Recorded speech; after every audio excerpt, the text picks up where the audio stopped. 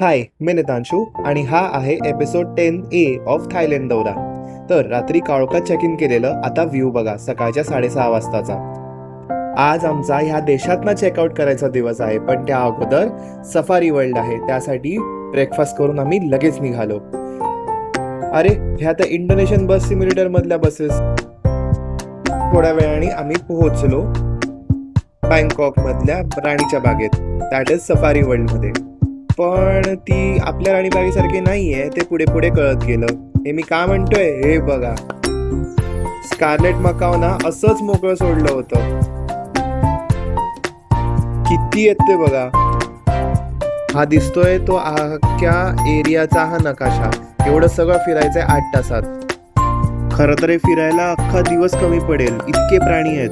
पण आमच्याकडे वेळ फार कमी, म्हणून आम्ही धावतोय. हे यांच्यासोबत फोटो काढायचे 300 भात. नुगनुज गार्डन मध्ये 100 भात होते फक्त.